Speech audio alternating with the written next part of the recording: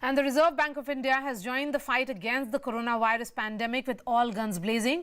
Governor Shaktikanta has announced a massive 75 basis points cut in repo rates as a measure to counter the economic slowdown. The reverse repo rate has been cut by 90 basis points to 4%. The RBI said it was maintaining its accommodative stance and would maintain its position as long as necessary to revive growth while ensuring inflation remained within target. There is also huge relief for EMI payers, especially those who are self-employed. For the next 3 months, no EMI will be deducted from anyone's account unless otherwise specified. These measures come just hours after Moody's Investors Service cut India's growth forecast for 2020 calendar year to 2.5% from 5.3%. The MPC voted for a sizable reduction in the policy repo rate and for maintaining the accommodative stance of monetary policy as long as necessary to revive growth, mitigate the impact of Covid-19. The MPC voted by a 4-2 majority, that is by a 4:2 majority, to reduce the policy repo rate by 75 basis points to 4.4%. Simultaneously, the fixed rate reverse repo rate, which sets the floor of the liquidity adjustment facility, that is the LAF corridor, was reduced by 90 basis points. I repeat, 90 basis points to 4%. This is the way to go. It's a very progressive and timely measure. And I really compliment the Governor RBI on putting this moratorium of 3 months and also waiving off the interest and bringing down the repo rate. And this will go a long way. This was a much needed progressive measure. And I think the welfare measure, along with today's monetary policy, will go a long way in providing relief to both the people of India, the citizens of India, and the industry of India. And joining me now is Saket Mishra. He's an investment banker. Saket, help us understand for the middle class, how will it impact the salaried in the immediate to short term?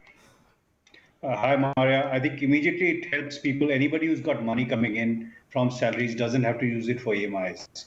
Because obviously people have extra expenses at the moment, whether it's medication, health, helping other relatives. So I think it's a huge relief for people who are actually paying EMIs on their homes, on cars, etc. I think it's also actually the EMI is also a help for a lot of corporates because they will also get a degree. But Saket, isn't it for those who are self-employed? Or is it for everybody? My reading is that all EMIs for home loans and car loans have been given out. Only credit cards will have EMIs continuing. Okay, so immediately you feel that this will be for everybody who has a house loan. They will benefit. What about the category of personal loans? Housing, this includes, again, my reading is housing and vehicle loans are the two big ones at the moment. And I suspect they cover about 90-95% of all loans in the market.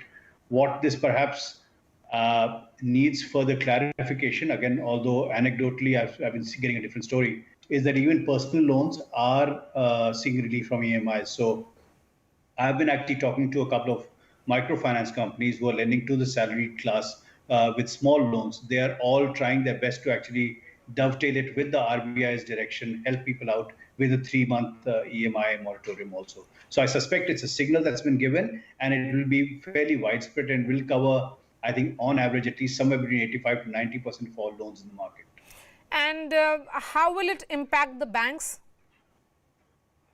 See, as far as the banks are concerned, the way the RBI has done it is the banks need to fund their books. The Reserve Bank of India has provided ample liquidity for that. And I mean, I've got to compliment Governor Das on these bold steps.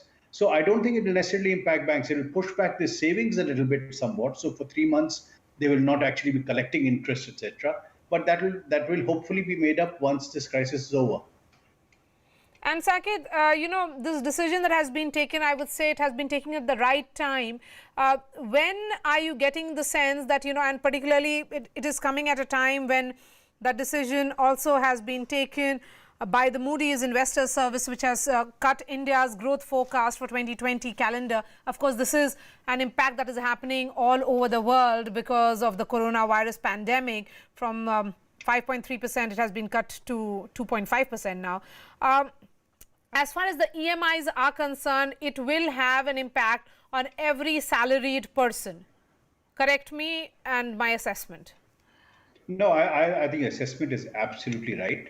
I actually think the Moody's and, frankly speaking, the rating agencies, which tend to sort of provide post facto details, are not really required. I think the government of India has actually acted in advance in a graded manner, and so has the RBI. So, it doesn't take a rocket scientist to know that with the world where it's at and where we don't know how long the virus is going to continue and how much global supply chains will be hit, major economies will be in a recession this year. So, I think our government has actually acted independently and in a decisive manner. And to my mind, the best thing is that they've retained a degree of flexibility for further action as may be needed. Because my personal view, again, is that I think as we go through this crisis, and I don't think any of us have seen something like this in the last 100 odd years, we may need more action. And, the Prime Minister says that this will be able to protect the Indian economy. How are you seeing this, this kind of, how does it act as a buffer and reduces the impact on the Indian economy? So there are a couple of various parts. I think the first part is that as and when, we are in the middle of a lockdown right now, as and when things start to improve, the first step that happens is that people will need money. This is the corporate sector. Will need money to actually start building up inventories to start production. So the RBI has given that advice. The second part is what happens to the people who are actually either getting short-term unemployed or where salaries are not being paid. That's been paid by the FM with the relief package yesterday. So what this does is it helps people tide over this 3-month period, which we hopefully will take to get the virus under control. So essentially, this funds us through the lockdown without the economy effectively going into tailspin and keeping it at a standstill. The moment it's at a standstill, it means switching on the engines of the economy, and there will be a recovery and we will beat the virus. I'm confident that once the economy starts to function again, it allows us to ramp back up much faster than had we not done taken these measures. All right. Thank you so much for joining us, Saket Mishra, the investment banker, telling us the impact of this bazooka of sorts that has been taken, the decision that has been taken by the Reserve Bank of India. We're slipping on a short break. Lots more news and updates on the other side.